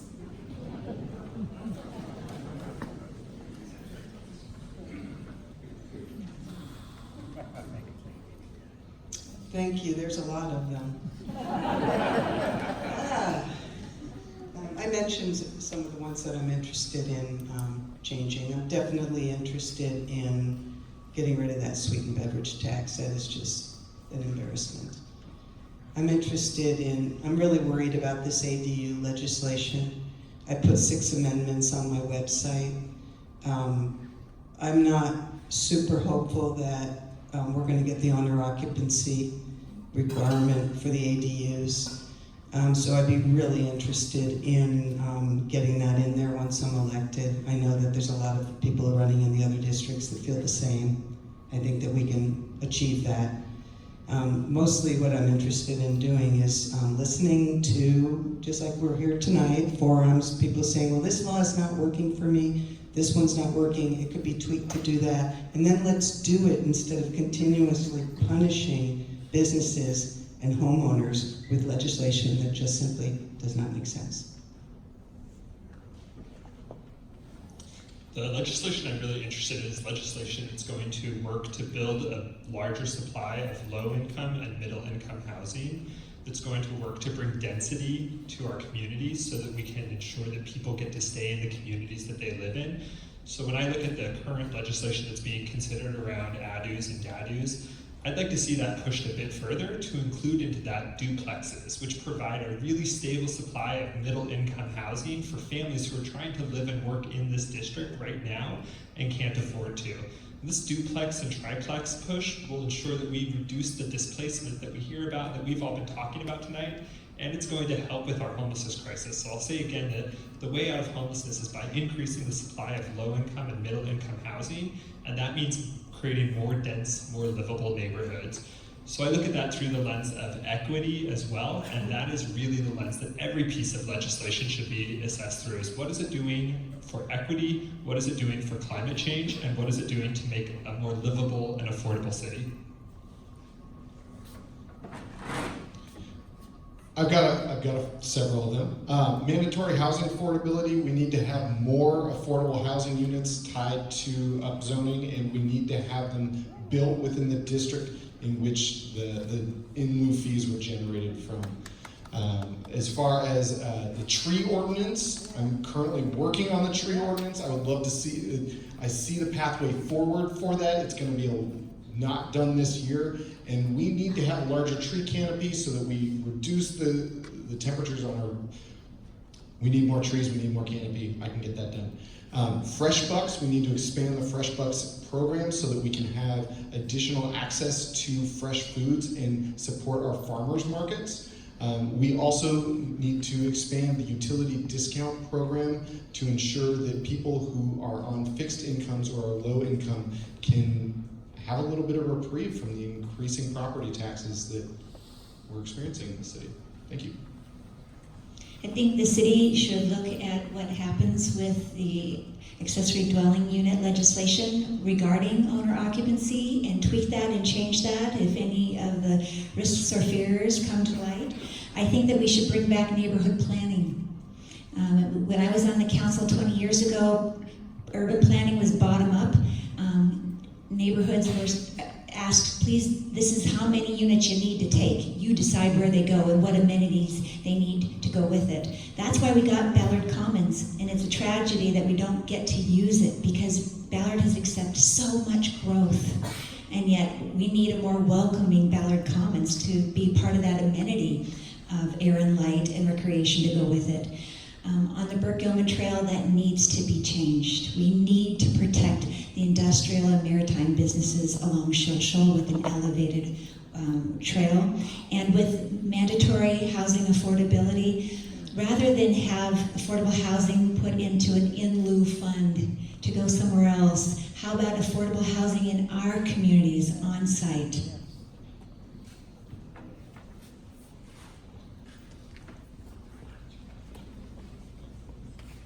Well, to speak briefly to a specific policy that's tangible that I'd like to see changed, I've kind of touched on it a little bit. If we look at homelessness right now as a proxy indicator or a symptom, using the clinical term, of a lot of problems that we're facing in our rapidly growing city, and managing that growth is one of the most important things we can do. And it is an indicator. Unaffordable housing is one of the biggest issues and one of the biggest drivers, rising rents, etc. So I'm learning that land use and zoning and those housing regulations, it rivals biochemistry in medical school to me. It is so complicated, and there are many, many oversimplifications that when I peel it back, it's more complicated than it really looks. I look forward to tackling those issues, but something that's tangible, I would like to see as far as that end spectrum of unaffordable housing, homelessness, what we're dealing with now, we need to see more of an investment in those programs I mentioned, like the mobile crisis teams and the LEAD program, because we know they work, we know they take people out of the cycle of short time in jail, back out on the streets. They need the help, and it addresses the social services they need and the mental health treatment that they need. I think the question here is what will we bring back to the table to change, right? And I think that we can spend another 4 years discussing what changes we need to make, what things that we've already approved, right? What I really want to focus on is accountability, right? And I think that we need to do a better job with our spending. I think we need to do a better job with including the residents, business owners, and absolutely everybody in the district on making decisions for what's best for the district, right? I think the number one thing I'm hearing right now when I knock on doors is, hey, we feel like MHA is a good thing, but we didn't have enough input, right? How about including everybody else moving forward, being a little bit more inclusive, being a little bit more fiscally responsible, right? When we're spending $83,000 per person on homelessness, it's a huge issue, right? We need better services. We need a mental intake facility. We need more policing. We need, better culture. We need more diversity. There's a ton of things that we need, but we focus in the past. We're going to sit here for another 4 years and continue having this conversation, which we've had. Moving forward is what I'm focusing on. What can we do moving forward to make better decisions and be more responsible with our money? Yeah, I'm gonna take the extra minute chip on this one. I'm probably gonna be predictable because as president of Seattle Fair Growth, we built the coalition that appealed mandatory housing affordability environmental impact study. And there were several reasons why we did that. One, the fees that developers are having to pay, which are anywhere from 3 to 11% when they're building new buildings, they're getting up zones in replace, and they're supposed to be building affordable housing in exchange for those up zones. And that makes complete sense if it was a process that wasn't skewed towards developers. So they're getting away with like 3 to 11% of the cost of affordable when they build new buildings, which pales in comparison to other cities, which are anywhere from, they have to pay 15 to 25%. And as several members here said, they're allowed to just pay in lieu fees and can build the housing anywhere throughout Seattle, most likely where land is cheap. And it's just gonna create more resegregation of vulnerable communities because that housing is gonna be built where land is cheap. Also, in the goals of affordable housing, there was, I think, 3,000 affordable homes was the goal for MHA, but they're not including the fact that all the houses that are being demolished, especially the older affordable housing, that's not being included in that goal. So, and I can't understand why that wouldn't be. So, as city council member, I want to represent the residents of Seattle. I don't want to represent special interests. And I think instead what we have to do is bring back the growth-related housing fund, which the city had, which used a percentage of the incremental increase in property taxes towards affordable housing. We have to build affordable housing directly. There are other things we can do, like retaining sales tax, which the city just allowed, which the state just allowed cities to do. So we can retain sales tax, and those funds can be bondable, and we can build affordable housing that way.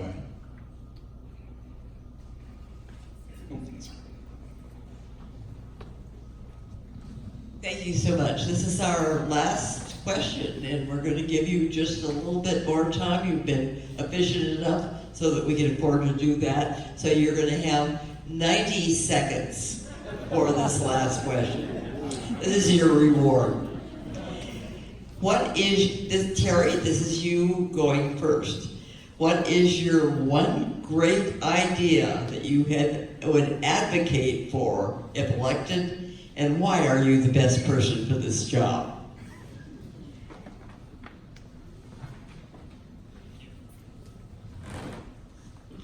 One great idea. It's a set of great ideas, and they're not mine. But I like to copy from people who are smarter than me. So I started tonight by saying that we are in a climate crisis, and that when we look at every policy that we enact throughout the city, we have to look at it through the lens of climate change. When we think about homelessness and how that relates to housing affordability, we need to be building dense housing. When we think about how we can improve our transportation and traffic, we need to be talking about climate change there.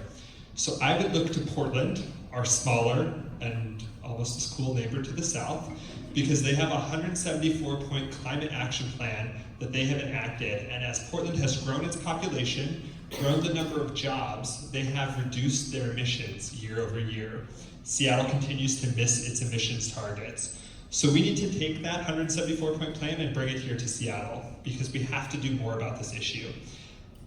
What I will do is make sure that through the hustle and bustle of city government, and when everything feels like a crisis, that we aren't missing the fact that there are real crisis moments happening today, and that we have 20 years to really do something about our carbon emissions if we are going to stave off the worst of it.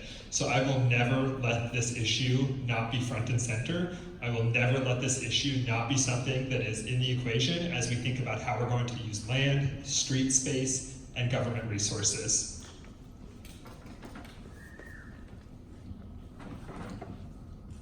What is the first thing, the first thing that I'm gonna do is I'm gonna open the district office here in Ballard.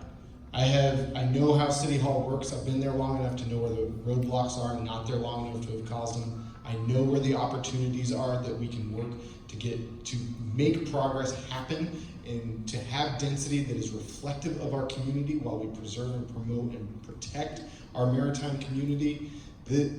Being here in district is very important to me, while at the same time balancing the needs across the city. Because again, much like the Metropolitan Park District conversation, we need to make sure that yes, our district is getting a park, but also the districts in South Seattle and West Seattle are getting their parks as well.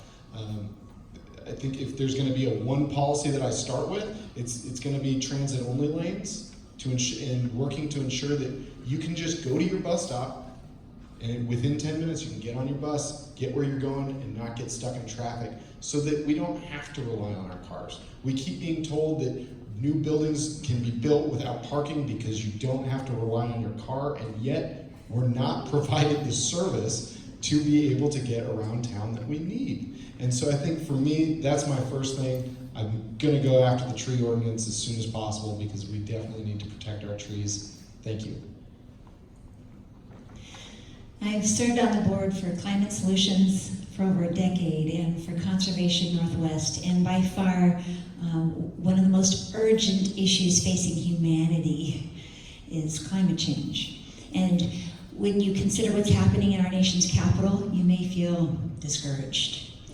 But at the local level, there's a lot we can do about it. And when I was on the city council, I was the climate protection champion.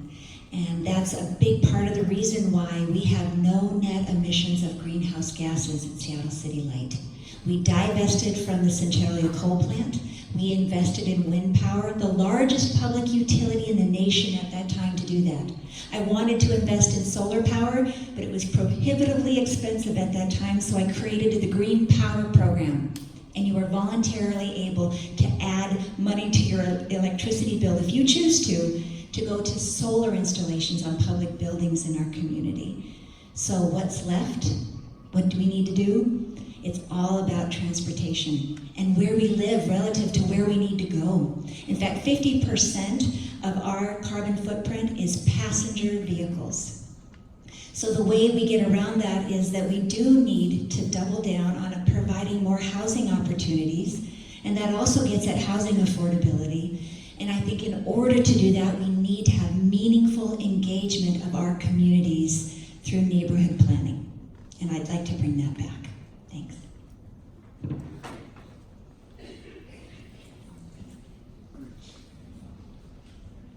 Well, I think everybody knows it's a great and difficult, challenging question. Everybody knows that we have some great challenges facing us here in Seattle. We've talked about most of them tonight. Income inequality, affordable housing, the rising gap between the haves and the have-nots, climate change, transportation, the homelessness issue. But the one big idea I would like to bring to City Hall is, how about this? How about working together? I don't understand how this city, where we've got to the point where it is so binary, I don't agree with you, so you're my enemy. That's not how things get done. We have to sit down and be civil, and we need to be able to come together, and we should be a city that has amazing, and already does have amazing progressive values, and that is part of our soul in this city, being compassionate, progressive people, and still be able to bring folks, whether it's from nonprofits, advocacy groups, labor, businesses, big and small, faith-based groups, veterans groups, and every group that has a stake in it, and sit and talk and figure things out. We're not always going to agree, but we can definitely work together and move things forward. And I'm stunned when I'm meeting with folks across the city in the last 6 months here, and people say, well, if you're in City Hall, when would you come to us with an idea that was going to impact our group? And I say, how about the beginning? Has that not been happening? And they say, no, it's not. This is getting pushed down from the top down. That is not the way we want things in Seattle. We want it coming from grassroots levels up, and I think we can do a lot better job working together to solve a lot of these very complex problems that we have, and I'm confident we can do it.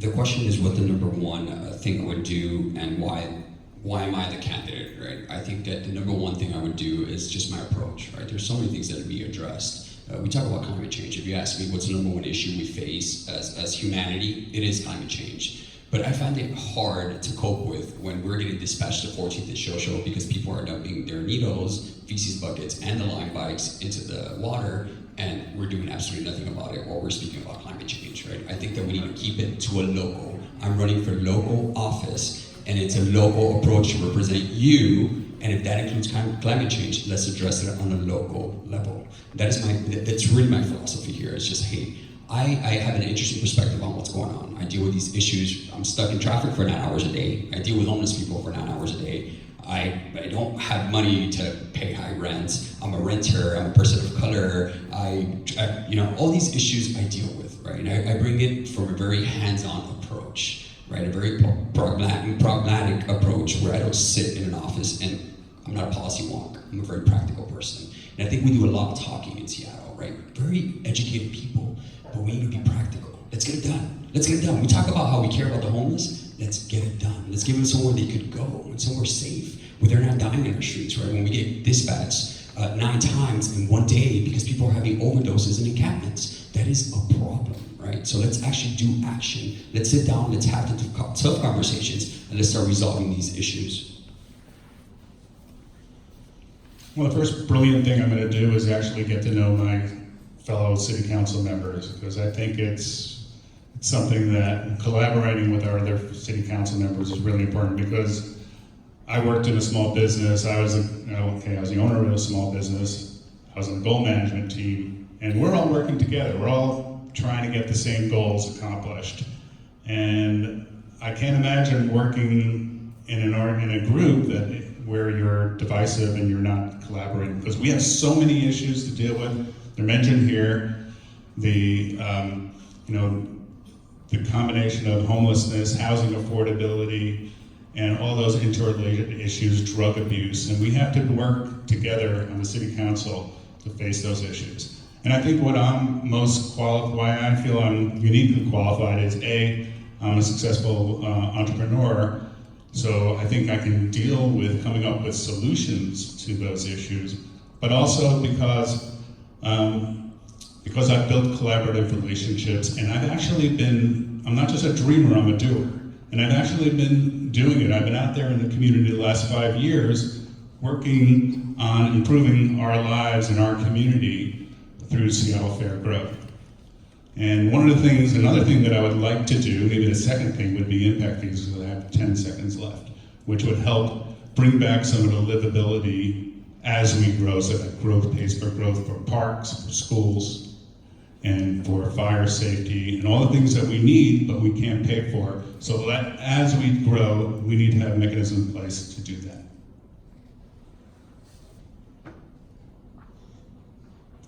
So as a planner and a designer, I have made a career out of solving problems.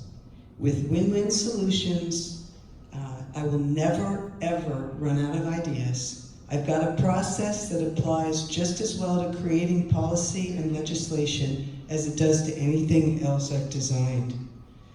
There's 2 ideas that I'd like to talk to you real quickly about. One of them is, I already told you, I really believe in home ownership and deep-rooted communities. So I'd like to see us increase home ownership from like 47% to maybe 75%. I'd like to offer zero-interest loans to homeowners so that they can tuck these little housing units in, and we can get, homeowners provide the most affordable rentals in the city. So I think getting the rentals onto the site that you own makes perfect sense. The other idea that I want to talk to you about, I call Fair is Fair Healthcare.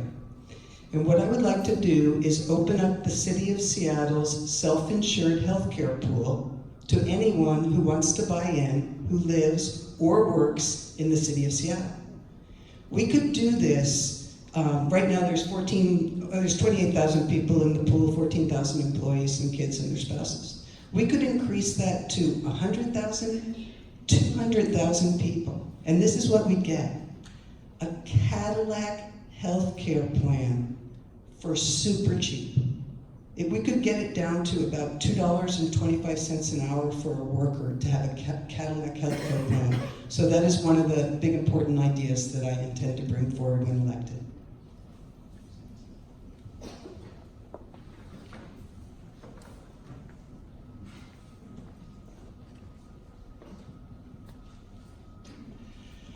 Wow. That concludes our question and answers. First of all, I'd like to thank the candidates for coming. And if you want to give them a nice round of applause.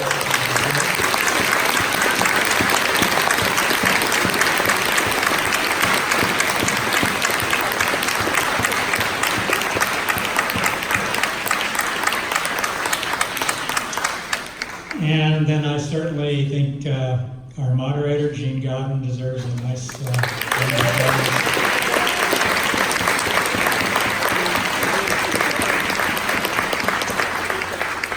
The program tonight is being recorded. You might have noticed over here on the stage left. It will be posted, I've heard, maybe later this evening or maybe not till tomorrow, but if you didn't get a chance to take notes and you want to hear more about if you want to go back and watch it again, it should be available to do that. Also, it's not possible, as you can imagine, to get everything out of the candidates on all their positions in one 2-hour form. So I suggest that you check their websites for one thing, and then I think there's at least a couple of more candidate forms scheduled, so you can probably find out about that on their websites as well. I'd invite you to stay around for a few minutes and mingle with each other, mingle with the candidates, those that can stay. I would appreciate it if you can stay a little bit. Maybe you can get some of your specific questions answered, some of your concerns addressed. Reminder, the next meeting of the District Council is going to be July the 10th, and we'll be back at the Sunset Hill Community Association building. And check our website, ballarddistrict.org, for the agenda. Thank you everyone for coming. It's a great turnout. And if those of you that are able, we will appreciate some help stacking chairs. That was our commitment to the museum. And again, thanks to the museum for letting us use the place. Thank you.